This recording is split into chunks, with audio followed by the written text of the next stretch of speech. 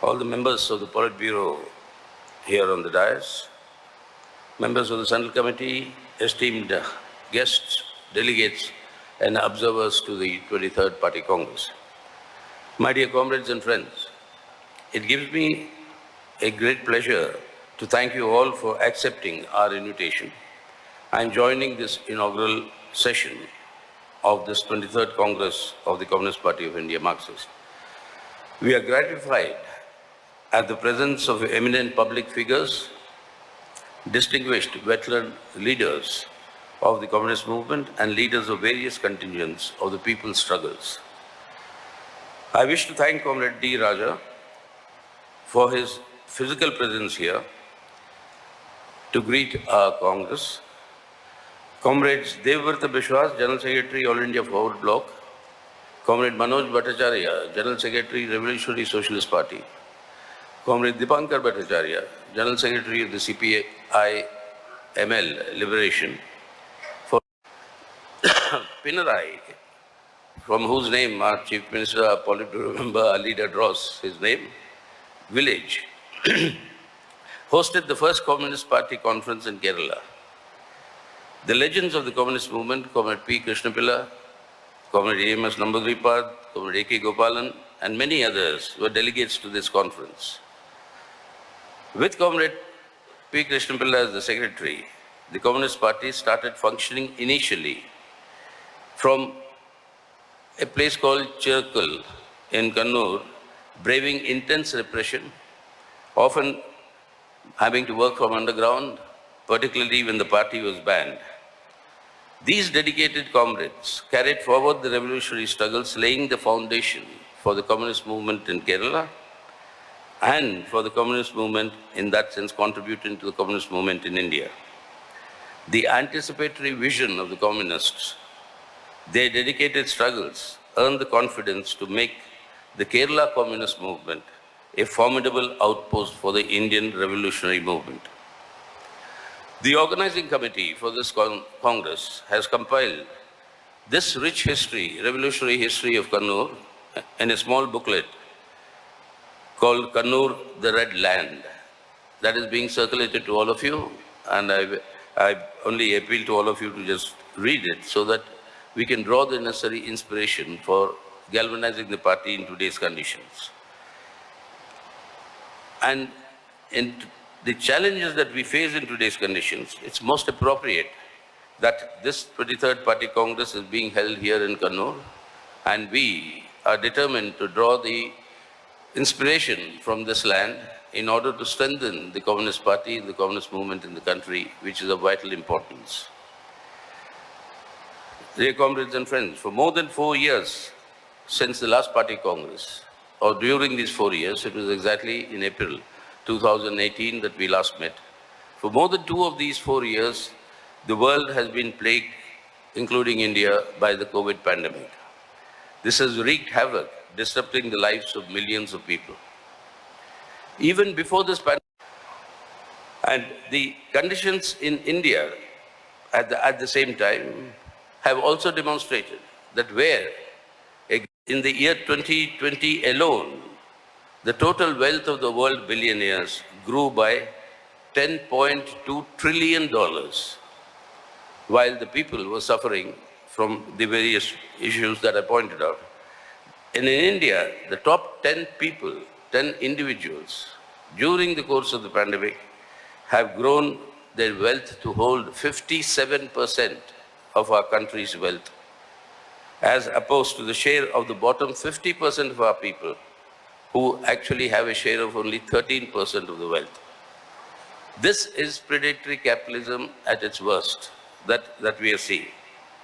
Now, in this quest to control the government so that these predatory policies can be followed, the market political rightward shift is taking place in every country. This rightward shift in politics is to ensure governments that will promote neoliberal policies and at the same time disrupt the growing unity of the working people in struggles against this double whammy attack of the pandemic and the economic recession. And this disruption, the political right seeks through appealing to emotional passions, fostering divisive appeals, promoting racism, xenophobia, religious sectarianism, fundamentalism, parochialism, and in the Indian context, communalism. This rightward shift is to sustain this neoliberal order at the same time to ensure that the unity of the working people in struggles does not reach levels where it can threaten the rule of capital itself. And that has to be prevented. This political rightward shift is the answer of the ruling classes. But this is being resisted. You have countervailing forces that have actually resisted and advanced. And the most classic case, inspiring case, is that in Latin America, where you have, in many countries, the left democratic and progressive forces, a combination of them, electorally defeating the political right and forming the governments there. As a digression from the written text, I can mention Chile. 50 years ago, when my generation was growing up, was the centerpiece of the launching of neoliberalism with the ouster of the Allende government and the Pinochet dictatorship that would come in by US imperialism. Now in that Chile, 50 years later, you have a democratically elected, left-oriented government with 3 members of the Communist Party of Chile holding very, very important positions. Yes, where people have united and fought, this can be resisted, and that has been demonstrated through the Latin American experience and also in some parts of the Europe, where in your Scandinavian countries, you have defeated the political, they have defeated the political right. But in this process, the quest for global hegemony by US imperialism continues to aggravate. In the post-COVID situation, this quest for global hegemony is sought to be directed to ensure that no country or no force can actually challenge US imperialism. And in that, the main target of US imperialism today is China. The global rise of the socialist China has actually posed this threat whereby US imperialism has shifted gear from this earlier strategy of containment of China to what it today pursuing, the isolation of China. And in the process of isolation of China, it's mobilizing all its allies, all its Western allies. And in this process, it is creating conditions in the world which will have serious ramifications for the social contradictions that exist in the world today at the international level. Now, when this has been going on, came the Ukraine war. Today is the 42nd day of this war in Ukraine. We have said the war must immediately stop. There must be a ceasefire, and through negotiation that must be done. But we must realize that this is a war actually between Russia and US and NATO.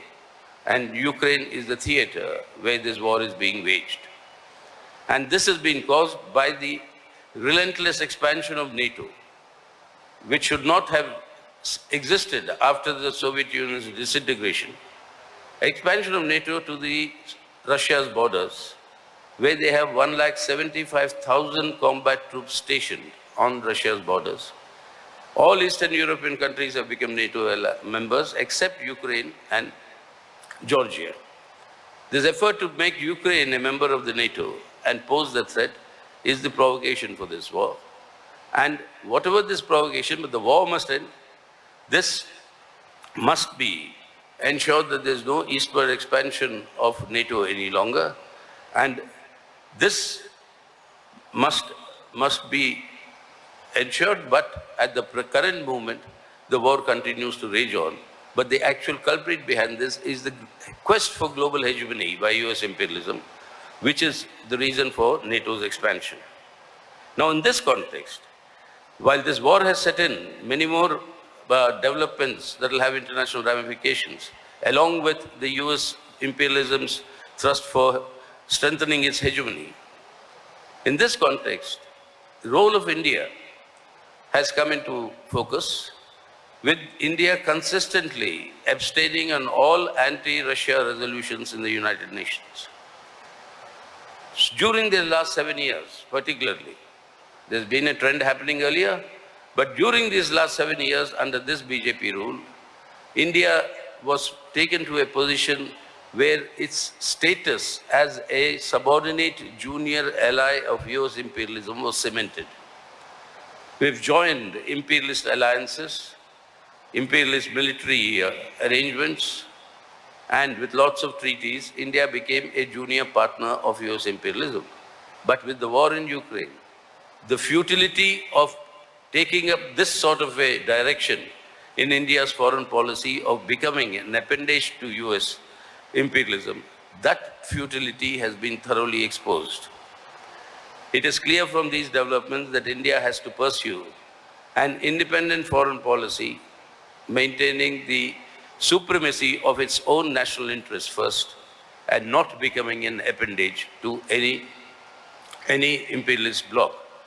And therefore, the time has come for this Modi government to reconsider withdrawing from the Quad, which is a military alliance with USA, Australia and Japan, and with military exercises being conducted.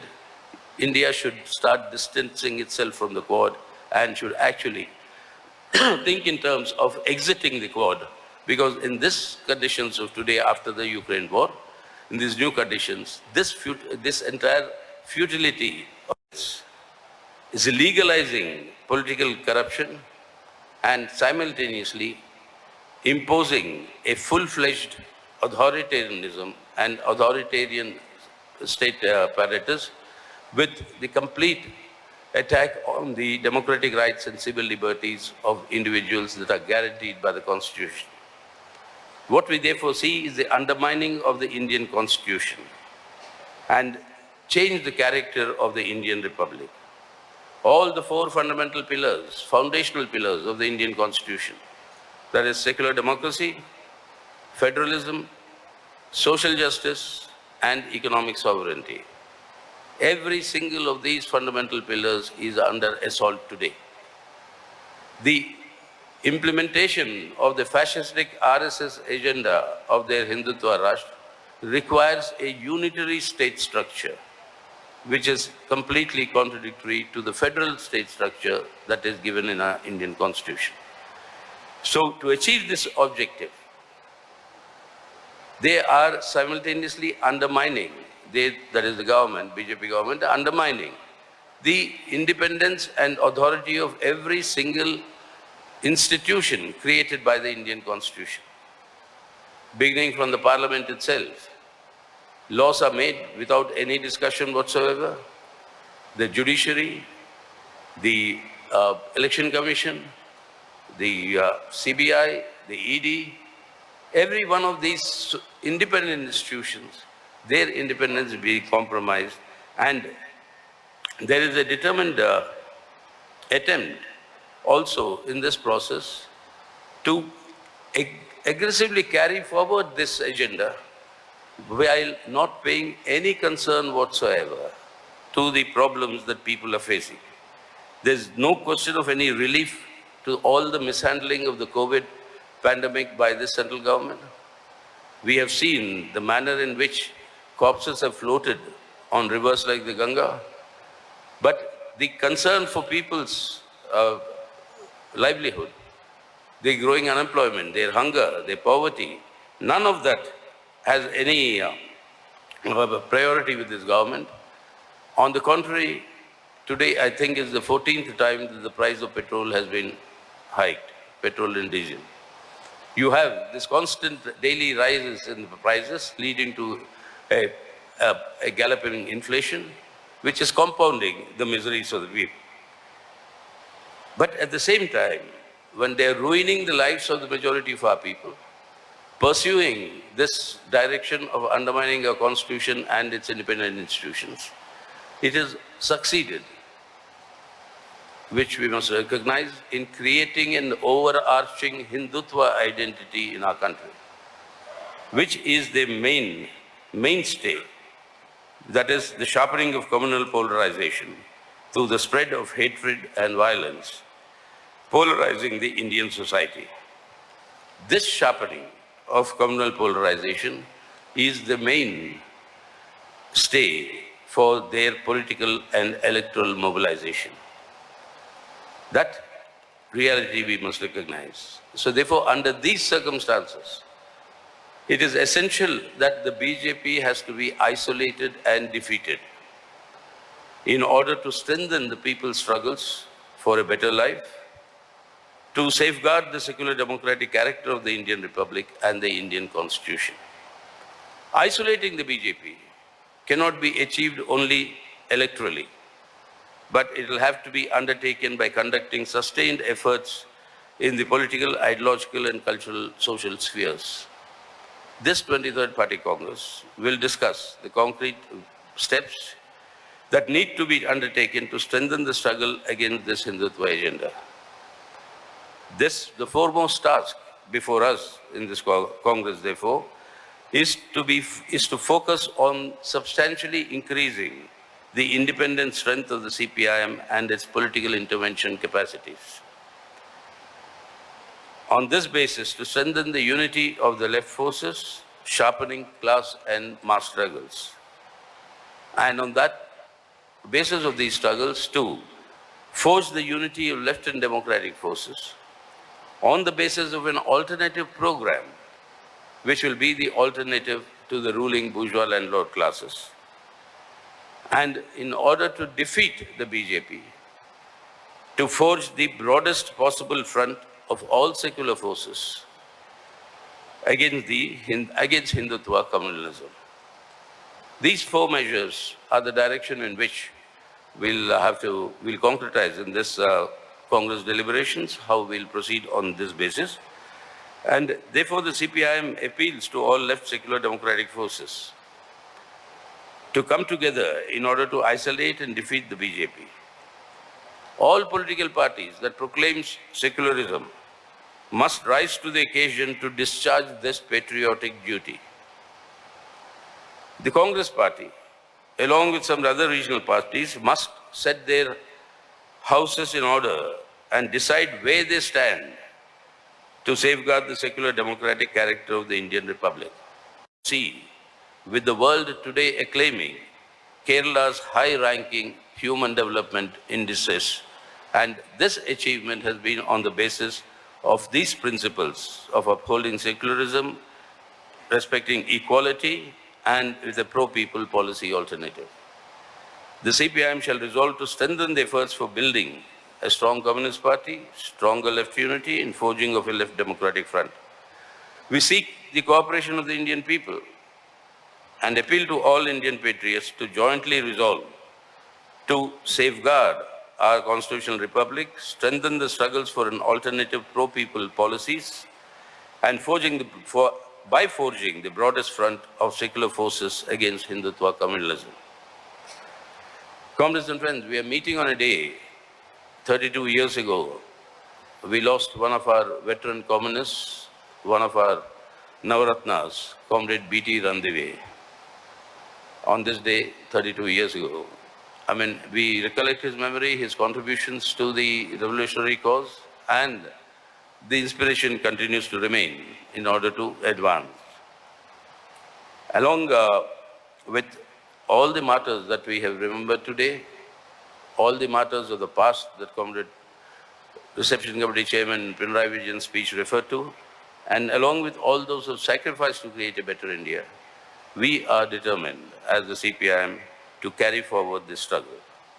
Finally, solidarity to all of you to strengthen the political alternative in your countries while we shall strive to strengthen it in our country, because the future, the only future that human civilization can ever have is that of socialism, and we shall march towards that socialism, strengthening ourselves. So that is the message we want to convey to these parties, and I thank you all for coming and joining us in this inaugural session. My right salutes to all of you.